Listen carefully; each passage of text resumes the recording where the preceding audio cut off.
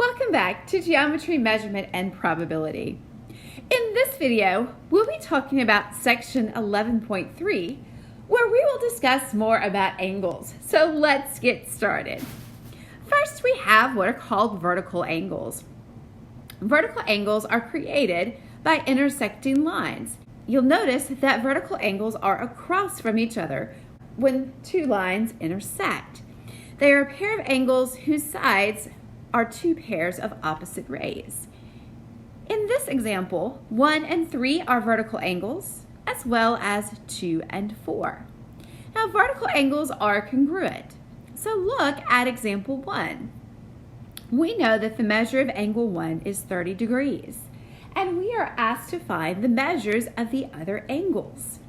Angles 1 and 2 form a straight angle, which means that their measures add up to 180 degrees. Subtract 30 degrees from both sides, and we get that angle 2 measures 150 degrees. Angle 3 and angle 1 are vertical angles, so they're congruent. That tells me that angle 3 has a measure of 30 degrees. Angles 2 and 4 are vertical angles, so their measures are also congruent. That tells me that angle 4 has a measure of 150 degrees. Now look at example 2. Since these are vertical angles, they are congruent, which tells me that their measures are equal.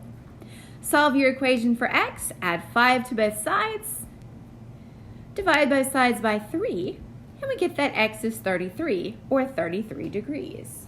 Supplementary angles are two angles whose measures add up to 180 degrees. Look at example 3. We are asked here to find the measure of angle 1. These are supplementary angles. Their measures add up to 180 degrees. Subtract 120 from both sides, and that tells me that angle 1 measures 60 degrees. Now look at example 4. Here again, we're asked to find x. These two angles are supplementary angles, so their measures add up to 180 degrees. Bring down the 5x, combine your like terms, 69 plus 11 is 80, and bring down the 180 on the other side of the equation. Subtract 80 from both sides. That tells me that 5x is 100. Divide both sides by 5, and x is 20, or 20 degrees. Now we are also asked here to find the measure of angle 2. I'm going to take 20 and plug it in place of x. So angle 2 measures 111 degrees. Now I can check myself. I know these two angles are supplementary, so they should add up to 180 degrees. Well, 69 plus 111, that is 180 degrees, and so my answer is correct. Complementary angles are two angles whose measures add up to 90 degrees. So look at example 5. We are given the measure of angle ACB, it's 60 degrees. I want to find the measure of angle BCD. Notice that the big angle, ACD, is a right angle, so 60 plus what makes 90 degrees, and my answer is 30. Look at example 6. Again, we're asked to find x, and here I have two complementary angles. I know the sum of the measures of these two angles is 90 degrees because I have a right angle. So 53 plus 4x plus 1 is 90. Bring down the 4x. Combine your like terms gives us 54. Subtract 54 from both sides. Divide both sides by 4. And that tells us that x is 9, or 9 degrees. We are also here asked to find the measure of angle 1. So I take 9 and plug it in place of x, and we get that angle 1 measures 37 degrees. I can check myself by adding my two measures together.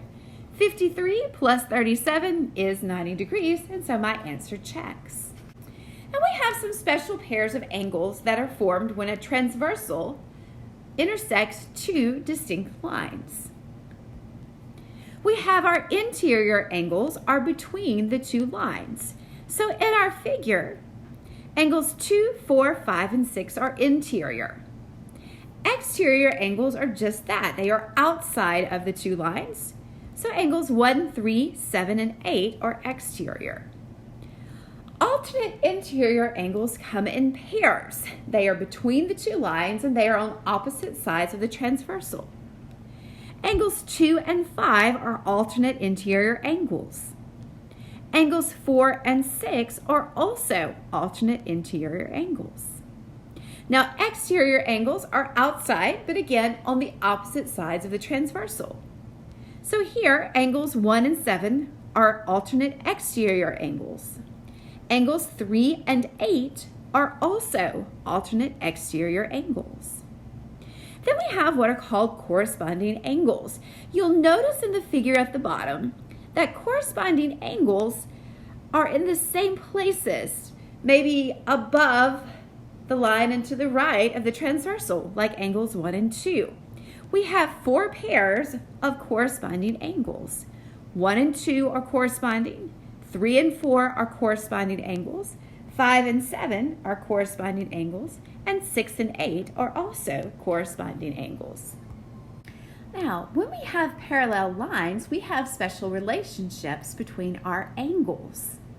So with parallel lines, corresponding angles are congruent, alternate interior angles are congruent, and alternate exterior angles are congruent. So look at example 7. We are given that our lines are parallel. Notice here that we have alternate interior angles. Since our lines are parallel, our alternate interior angles are congruent. That means 3x plus 4 equals 136. Solve your equation for x. Subtract the 4 from both sides. That gives us 3x equals 132. Divide both sides by 3. And we get that x is 44 degrees. Now look at example 8.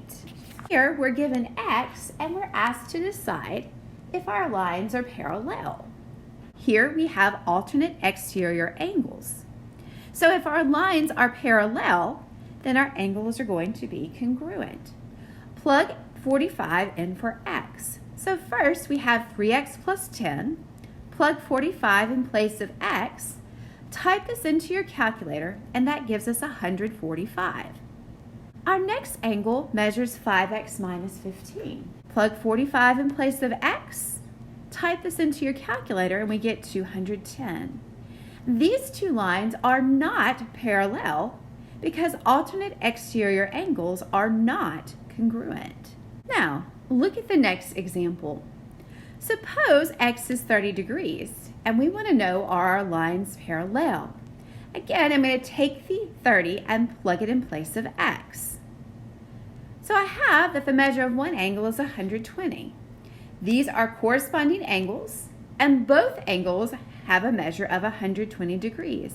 And so yes, these lines are parallel because our corresponding angles are congruent. Join me in our next video where we talk about the sums of the measures of the angles of a triangle.